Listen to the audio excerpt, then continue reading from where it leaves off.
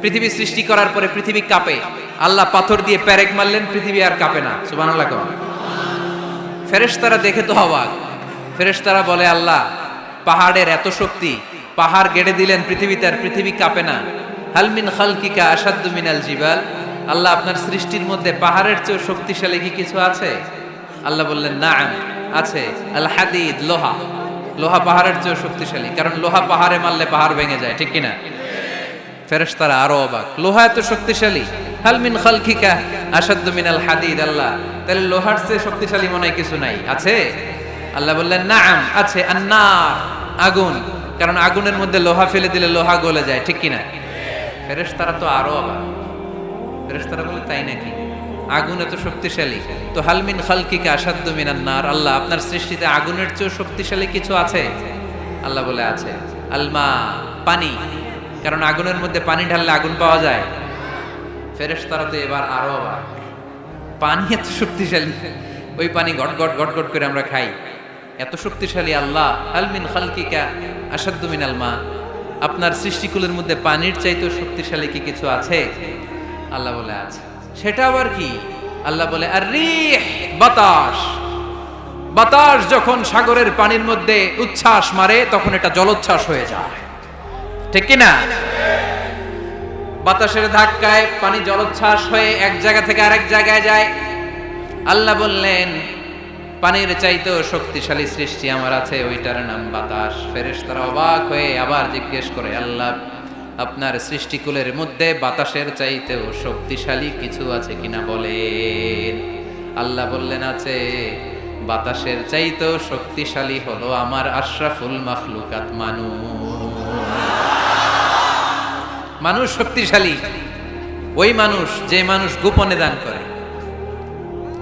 গোপনে, আল্লাকা সিররুন ইনদাল্লাহ বাইনাকা আনতা ওয়া বাইনাল্লাহ, আল্লাকা সাদাকাতুন তাখফা লা ইয়ালামুহা ইল্লাল্লাহ, আল্লাকা সিররুন ইনদাল্লাহ বাইনাকা আনতা ওয়া বাইনাল্লাহ, আল্লাকা সাদাকাতুন তাখফা লা ইয়ালামুহা ইল্লাল্লাহ। পড়তে হবে আল্লাহু আকবার। গোপন দান যিনি করে তিনি সবচাইতে শক্তিশালী, ঠিক কিনা? এজন্য মাতুয়াইলের ভাইয়েরা গোপন দান করতে রাজি আছেন নাকি? অমুক ভাই বিশিষ্ট সমাজ সেবক 2 লক্ষ টাকা, বলেন মারহাবা। এইভাবে দান করবেন? মারহাবা করলেও আসি, না কইলেও আসি, ঠিক কিনা? মারহাবা যদি বলে দেন, সমস্যা নাই। মারহাবা না বললেও দিবেন। তাহলে খুশি কে? বেশি খুশি হয় যখন লুকায় লুকায় দেন, নাম না জানায় দেন।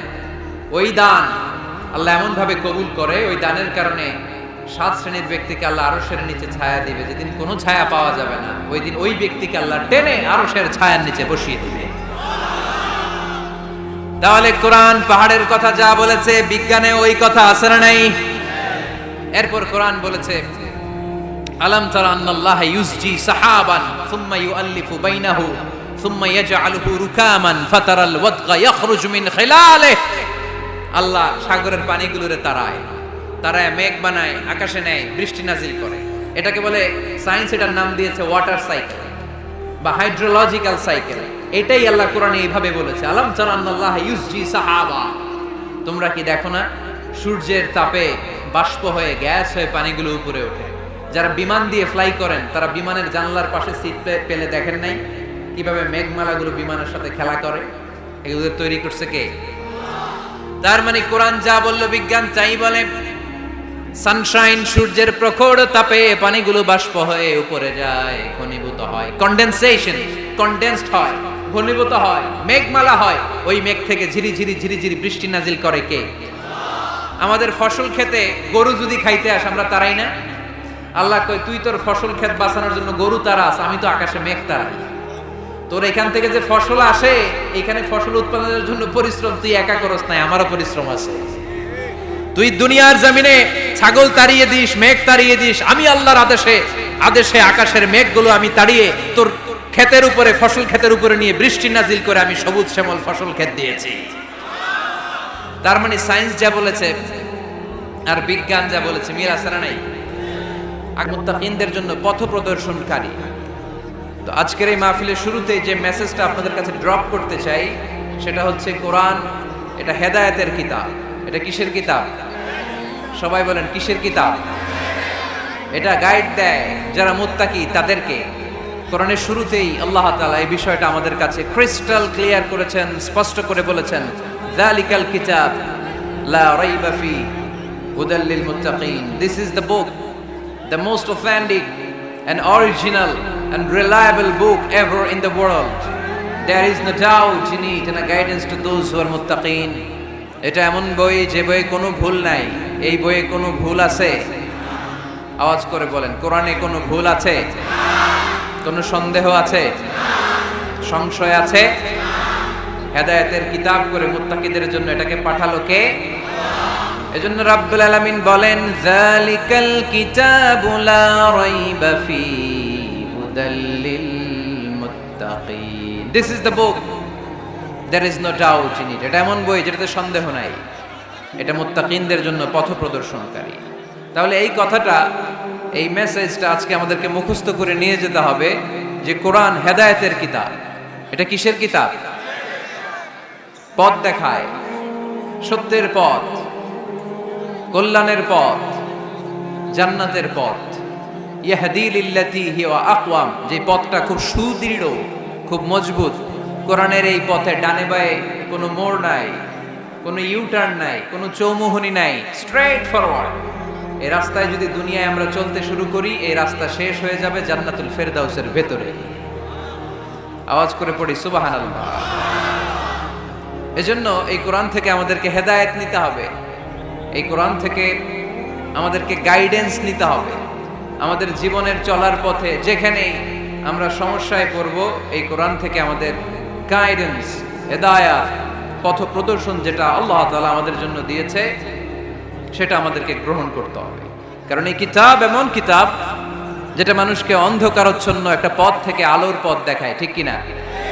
বামপন্থীদেরকে ডানপন্থী বানায়, ঠিক কিনা? রব্বুল আলামিন বলেন, আলিফ লাম রা কিতাবুন আনজালনাহু ইলাইকা লিতুখরিজান নাসা মিনাল যুলুমাতি ইলান নূর। Muhammad, I've revealed this book in order to lead the mankind out of darkness into the light. অন্ধকারাচ্ছন্ন মানুষগুলোকে অন্ধকার থেকে বের করে টেনে এনে আলোর পথে উঠিয়ে দেওয়ার জন্য এই কোরআনকে পাঠিয়েছে কে? তাহলে আমরা বুঝলাম এটা বিজ্ঞানের কিতাব নয়, যদিও বিজ্ঞান নিয়ে কোরআন কথা বলেছে। এটা ইতিহাসের বই নয়, যদিও অনেক ইতিহাস কোরআনে আছে। এটা গল্পের বই নয়, যদিও নবীদের গল্প পাওয়া যায় এই কিতাবে। এটা হেদায়েতের কিতাব। কিসের কিতাব? আরো জোরে বলতে হবে, কিসের কিতাব? আল্লাহ বলেছেন, মা ফাররাতনা ফিল কিতাবি মিন শাই। এই কিতাবে তোমাদের প্রয়োজনীয়, জরুরি এমন কোনো কিছু আমি বাকি রেখে দেই নাই। ওয়া নাযালনা আলাইকাল কিতাবা তিবয়ানান লিকুল্লি শাই। মানব প্রয়োজনীয় সব কিছু এই কিতাবের মধ্যে দিয়ে দিয়েছে কে? রান্নাঘর থেকে বঙ্গভবন কিভাবে চালাতে হয় আছে না নাই? ঘরে বসে বসে কাঁথা সেলাই থেকে শুরু করে মহাকাশের সূক্ষ্মাতি সূক্ষ্ম কাজ কেমন করে পরিচালনা করতে হয় আছে না নাই? রাজনৈতিক অঙ্গনকে কেমন করে সেটেল করতে হয়, লিড দিতে হয়, সেটাও আল্লাহর কোরআনে আছে না নাই? কিভাবে বিয়ে শাদী করতে হবে আছে না নাই? সমাজে কি করে শান্তি প্রতিষ্ঠা করতে হয় আছে না নাই? তিবয়ানান লিকুল্লি শাই, সব জিনিসের সুস্পষ্ট ব্যাখ্যা। যা বলার আল্লাহ সব বলে দিয়েছে। কোরআন কি শুরু করেছে আল্লাহ বিসমিল্লাহির রহমানির রহিম দিয়ে, মানে বা দিয়ে। কি দিয়ে? কথা বলেন, কি দিয়ে? বা দিয়ে। আর শেষ করেছে সূরা নাস দিয়ে, মিনাল জিন্নাতি ওয়ান নাস। সিন, বার সিন মিলালে কি হয়?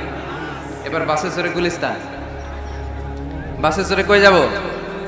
গুলিস্তান। ওই বাস? ওই বাস নাকি? না, ওই বাস না। এই বাস মানে যথেষ্ট, এনাফ। যা বলা হয়েছে 30 পারা এনাফ। হেদায়েতের জন্য নতুন কিছু লাগবে না। সুবহানাল্লাহ। অনেক সময় হয় না, আমরা খাওয়ার সময় বেশি দিলে আমরা বলি এই লাগবে না, বাস বাস, অনেক হয়েছে, অনেক পাতে অনেক তরকারি, আর দিও না, পারছি না, বাস বাস। বলি বলি নাকি বলি না? বলি। তার মানে হেদায়েতের জন্য, নাজাতের জন্য, জান্নাতের জন্য যা বলা দরকার আল্লাহ সব বলে দিয়েছে। নতুন করে তিনি আর কিছুই আমাদেরকে বলবেন